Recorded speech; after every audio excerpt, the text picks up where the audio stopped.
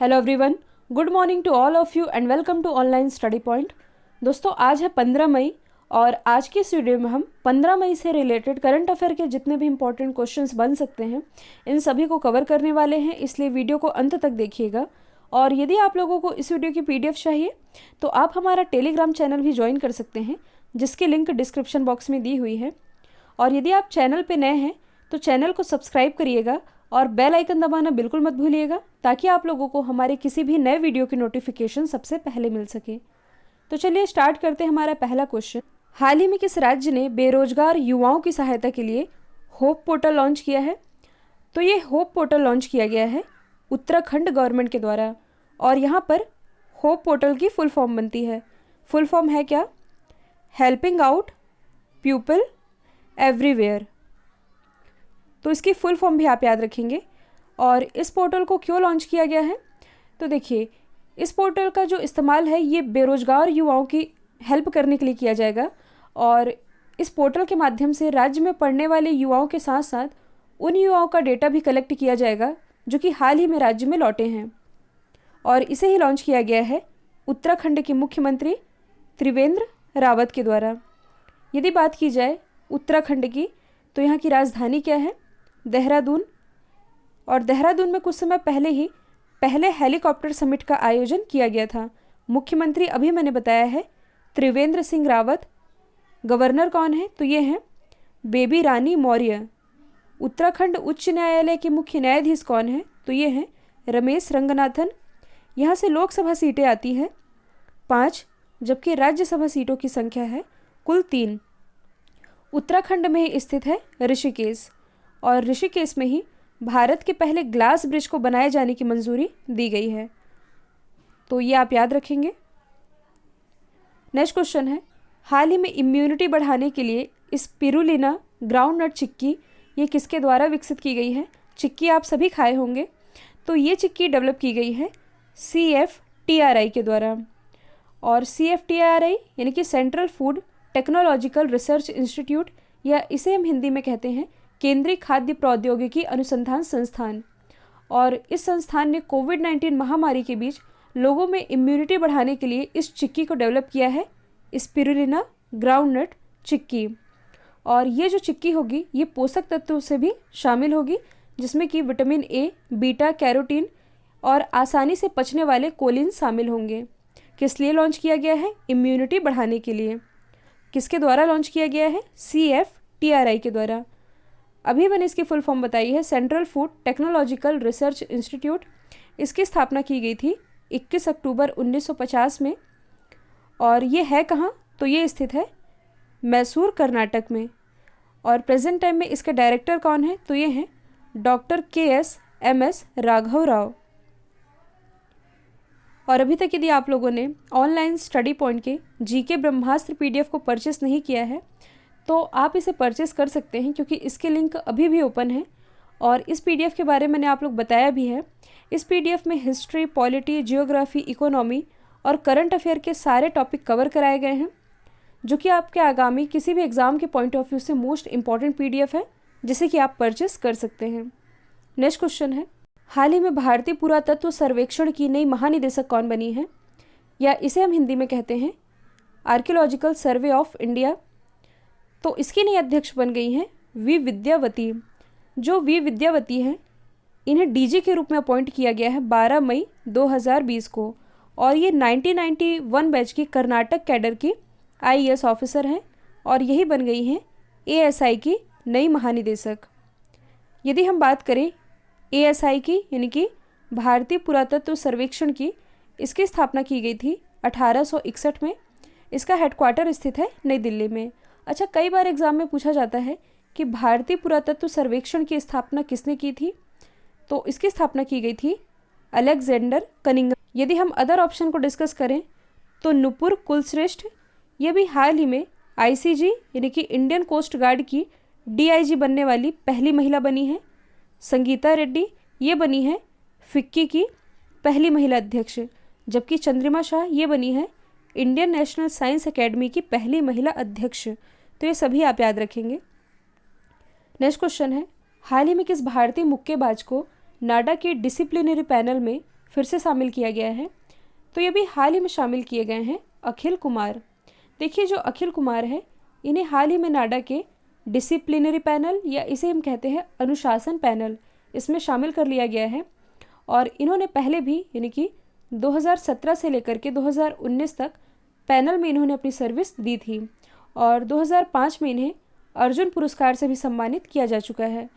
यहाँ से एक टर्म इम्पॉर्टेंट है नाडा। नाडा यानी कि नेशनल एंटी डोपिंग एजेंसी, इसकी स्थापना हुई थी 24 नवंबर 2005 में। ये स्थित है नई दिल्ली में और इसके अध्यक्ष कौन है प्रेजेंट टाइम में, तो ये हैं नवीन अग्रवाल।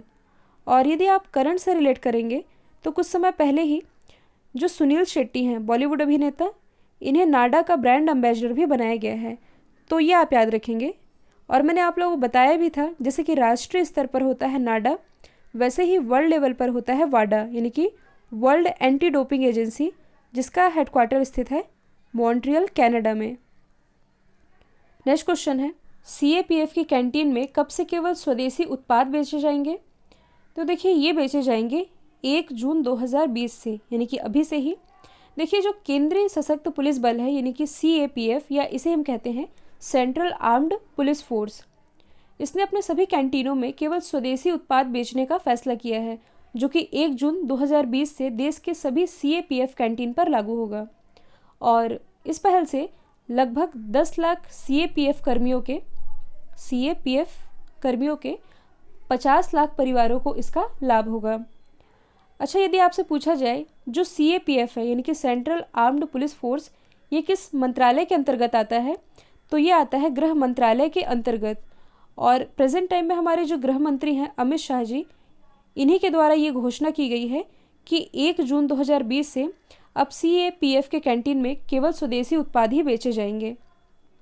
नेक्स्ट क्वेश्चन है, हाल ही में जारी वैश्विक ऊर्जा संक्रमण सूचकांक में कौन सा देश पहले स्थान पर रहा है? वैश्विक ऊर्जा संक्रमण सूचकांक या इसे हम कहते हैं ग्लोबल एनर्जी ट्रांजिशन इंडेक्स, तो इसमें टॉप पर रहा है स्वीडन।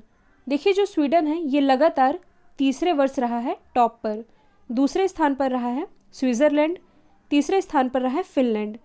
और इम्पॉर्टेंट है इंडिया की रैंकिंग, और इस वर्ष इंडिया रहा है 74th पोजीशन पर, और पिछले वर्ष इंडिया इसमें था 76th पोजीशन पर, लेकिन अब आ गया है 74वें स्थान पर। और ये जो इंडेक्स है ये किसके द्वारा जारी किया गया? तो ये जारी किया गया था WEF के द्वारा, यानी कि वर्ल्ड इकोनॉमिक फोरम के द्वारा। इसकी स्थापना की गई थी 1971 में। हेडक्वार्टर कहाँ स्थित है? कोलोन, स्विट्ज़रलैंड में। और यदि आप करंट से रिलेट करेंगे तो अभी हाल ही में WEF के द्वारा क्रिस्टल अवार्ड 2020 प्रदान किया गया। और क्रिस्टल अवार्ड 2020 ये किसे दिया गया? तो ये दिया गया था दीपिका पादुकोण को। और क्यों दिया गया था? तो लोगों को मेंटल हेल्थ के प्रति अवेयर करने के लिए इन्हें सम्मानित किया गया था WEF के क्रिस्टल अवार्ड 2020 से। नेक्स्ट क्वेश्चन है, हाल ही में जारी वर्ष 2020 के ड्यूज फ्रीडम ऑफ स्पीच अवार्ड में भारत के किस व्यक्ति को शामिल किया गया है? तो देखिए अभी हाल ही में ड्यूज फ्रीडम ऑफ स्पीच अवार्ड में दुनिया भर के 14 कंट्री के 17 जर्नलिस्ट यानी कि 17 पत्रकारों को शामिल किया गया था, जिसमें कि भारत की तरफ से शामिल किए गए थे सिद्धार्थ वदराजन। देखिए ये जो पुरस्कार है, ये पुरस्कार दुनिया भर के उन पत्रकारों को प्रदान किया गया है जिन्हें कोविड-19 महामारी के दौरान अपनी रिपोर्टिंग के कारण प्रॉब्लम को फेस करना पड़ रहा हो, या उन्हें गिरफ्तार किया गया हो, या किसी भी तरह की धमकी दी गई हो। उन पत्रकारों को इस अवार्ड में शामिल किया गया है और भारत की तरफ से शामिल किए गए हैं सिद्धार्थ। तो इनका नाम आप याद रखेंगे। देखिए यहाँ पर हम जर्नलिस्ट की बात कर ही रहे हैं, तो कुछ जर्नलिस्ट हैं इंडिया के जिनका नाम चर्चे में रहा है, जैसे कि रवीश कुमार जो कि हैं NDTV के संपादक, जिन्हें कुछ समय पहले ही रैमन मैग्सेसे अवार्ड से सम्मानित किया जा चुका है। नेहा दीक्षित कौन है? तो अभी हाल ही में इन्हें प्रेस फ्रीडम अवार्ड से सम्मानित किया गया, जबकि प्रियंका दुबे इन्हें चमेली देवी जैन पुरस्कार से सम्मानित किया जा चुका है। तो ये सभी आप याद रखेंगे। नेक्स्ट क्वेश्चन है, हाल ही में CSIR NAL ने नॉन इन्वेसिव वेंटिलेटर लॉन्च किया है। इस वेंटिलेटर का नाम क्या है? तो इसका नाम है स्वस्थ वायु वेंटिलेटर। देखिए ये जो वेंटिलेटर है, इस वेंटिलेटर को बिना किसी नर्सिंग संचालन के साथ साथ बहुत ही सरल, कम लागत और अधिकांशतः स्वदेशी उपकरणों के साथ कॉन्फ़िगर किया गया है। CSIR-NAL के द्वारा। यहाँ पर CSIR की फुल फॉर्म बनती है council of scientific industrial research. इसकी स्थापना की गई थी 26 सितंबर 1942 में। ये स्थित है नई दिल्ली में। और प्रेजेंट टाइम में इसके डीजी कौन है, यानी कि डायरेक्टर जनरल, तो ये हैं शेखर मांडे। यहाँ पर जो NAL लिखा है इसकी फुल फॉर्म बनती है नेशनल एरोस्पेस लेबोरेटरी, या इसे हम हिंदी में कहते हैं राष्ट्रीय एरोस्पेस प्रयोगशाला। और यहाँ पर हम वेंटिलेटर की बात कर ही रहे हैं, तो देखिए अभी हाल ही में जो IIT रुड़की है, IIT रुड़की के द्वारा कम लागत वाला वेंटिलेटर लॉन्च किया गया था जिसका नाम है प्राणवायु वेंटिलेटर। और जो बहुरोगी वेंटिलेटर है ये डेवलप किया गया है DRDO के द्वारा। और इस वेंटिलेटर के माध्यम से एक यूनिट के थ्रू कई लोगों को सपोर्ट किया जा सकेगा, क्योंकि वेंटिलेटर की कमी हो रही थी भारत में, इसलिए DRDO के द्वारा बहुरोगी वेंटिलेटर डेवलप किया गया। तो ये सभी आप याद रखेंगे। नेक्स्ट क्वेश्चन है, हाल ही में किस देश ने रविंद्रनाथ टैगोर जी की 159वीं वर्षगांठ के उपलक्ष्य में तेल अवीव की सड़क का नाम बदलकर टैगोर स्ट्रीट कर दिया है? तो देखिए अभी हाल ही में ये किया गया है इजराइल के द्वारा। अभी हाल ही में यानी कि 8 मई को रविंद्रनाथ टैगोर जी की 159वीं जयंती मनाई गई है। ये भारत के प्रसिद्ध कवि हैं, आप सभी जानते हैं। और इन्हीं को श्रद्धांजलि देने के लिए इजराइल में जो तेल अवीव सड़क है इसका नाम बदलकर किया गया है टैगोर स्ट्रीट। देखिए सबसे पहले हम बात करेंगे रविंद्रनाथ टैगोर जी के बारे में। इन्हें 1913 में इनकी रचना गीतांजलि के लिए साहित्य के क्षेत्र में नोबेल प्राइज़ दिया गया था, और नोबेल प्राइज़ जीतने वाले ये भारत के पहले व्यक्ति थे। अब यदि हम डिस्कस करें इजराइल के बारे में, तो इजराइल की कैपिटल क्या है? यरूशलेम। करेंसी क्या है? Israeli new shackle. Present time में यहाँ के प्राइम मिनिस्टर कौन है? तो ये हैं बेंजामिन नेतन्याहू।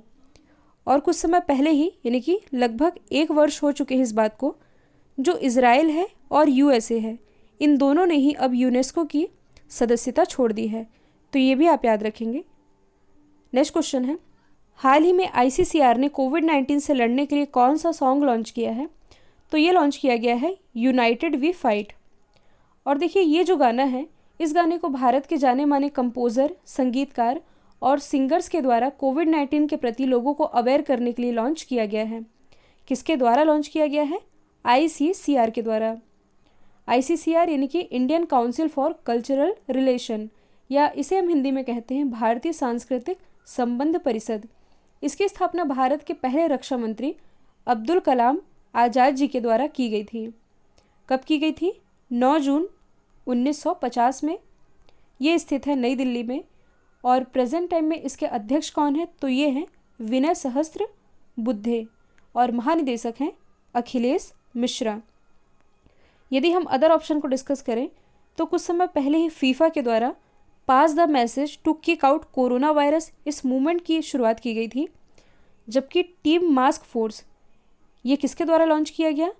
तो ये लॉन्च किया गया BCCI के द्वारा। अच्छा, यहाँ पर मैं आप लोगों को एक चीज़ बताना भूल गई। यहाँ पर हम सॉन्ग की बात कर ही रहे हैं, तो अभी हाल ही में जो HDFC बैंक है, इसके द्वारा एक सॉन्ग लॉन्च किया गया है, #हम हार नहीं मानेंगे।